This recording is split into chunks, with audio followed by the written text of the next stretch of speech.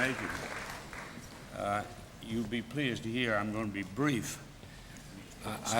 I've never really liked graduation speeches in which old men or women tell you that everything in the future belongs to you and you're going to be fine.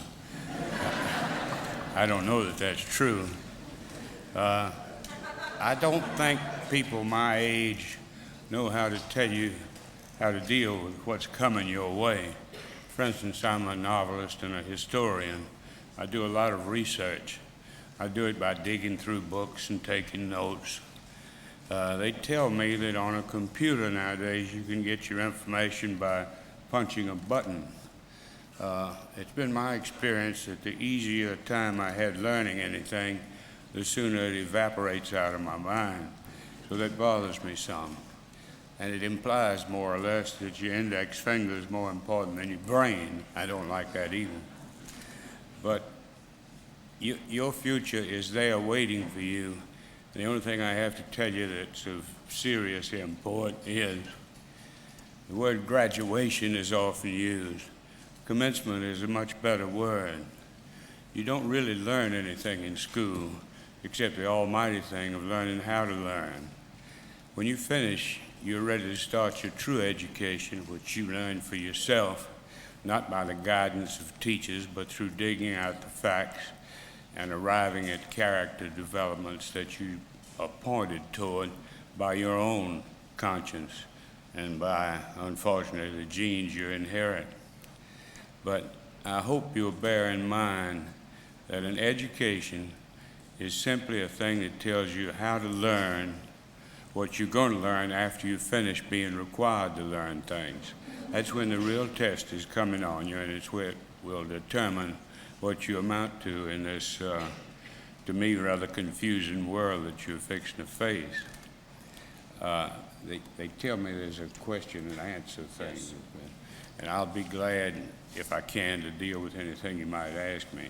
I'm about half deaf, so I'll have to have an interpreter probably, if there are any questions. If you would go to the microphones, there's one in each aisle. At least I see one here. I'm not sure about that aisle. There we go, this young man here. Hi, I'm John Katz. I'm from New York. I was wondering why you chose to write Civil War. I mean, it sounds like you're from the South, but why that as opposed to another war or something like that? What about it interests you? Why did you write about the Civil War as opposed to another war? I grew up in Mississippi. When history happens in your backyard, you're inclined to be interested in it.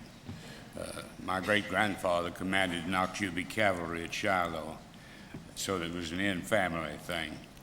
The Civil War, I firmly believe, is the point at which this nation decided what it was going to be and how it was going to go about being it. We had some great sins on our soul that the Civil War helped heal. Slavery, for instance, is a sin from which we perhaps will never recover. But 1,095,000 men were casualties in a war that managed to do away with slavery. It was followed, unfortunately, by another great sin called emancipation. I don't want you to think by that I don't think emancipation was a good thing. What I argue with is the way it was done. They told 4 million people, 2/3 of whom couldn't read or write, hit the road, you are free.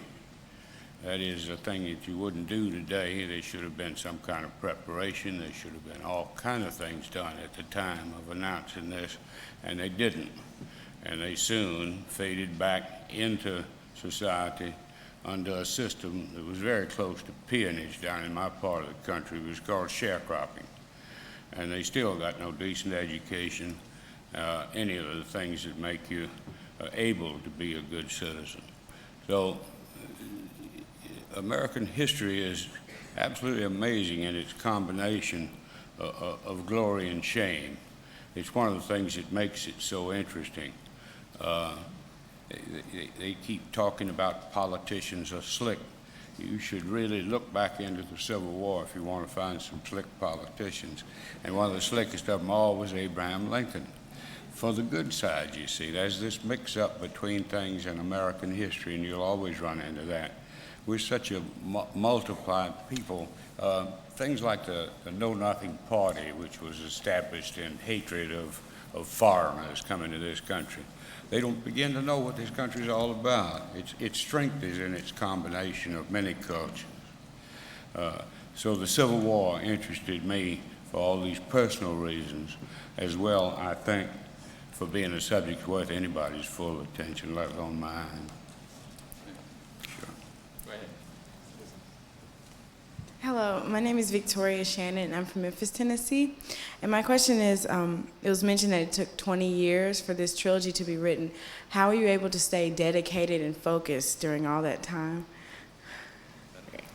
I was able to stay dedicated because I enjoyed myself the whole time. There's no happier thing in a writer's life in a period of time where, when at night he puts his head on the pillow, looking forward to getting up and getting to his desk the next morning. I had that for 20 years. It was glorious to have. It's the good thing about being an artist, a creative person of almost any type. You make it up out of research or memory or some God-given gift for language, and you're apt to be a happy man in the middle of all your miseries. I was talking about how confusing the American political and war scene is. The artist scene is wilder than that. It's all mixed up with I hate this damn work, I hate this work, and all the time you're loving it. It's a very strange business. So those of you who are going into the arts in any form, you've got a lot of bumps down the road for you. Thank you. Sure. Hi, I'm Diana Townsend Butterworth from New York City, and I was wondering if you thought of Charles Frazier as a kindred spirit. He spent a lot of time researching his book, Cold Mountain, and if you have read that, what you think of it, especially in light of the amount of historical detail around the time of the Civil War that's used. What was the author's name? I missed out. Charles Frazier, and the book is Cold Mountain. Charles Frazier, who wrote Cold Mountain. Do you feel a kindred spirit with him and his work? I do. Charles Frazier's a friend of mine, so it's easy to feel he's a kindred spirit. But that's a good book he wrote on the Civil War. He does a thing that I admire greatly. He writes about a period, but he doesn't parade a bunch of historical characters across the scene and tell you what they were thinking, or General Lee takes your hero, Private so-and-so, aside to give him a little advice about his love life and that kind of thing. He doesn't do that, and I don't like some half-assed writer telling me what Robert E. Lee was thinking while those men are going across the field. So I like Frazier and his book. Thank you.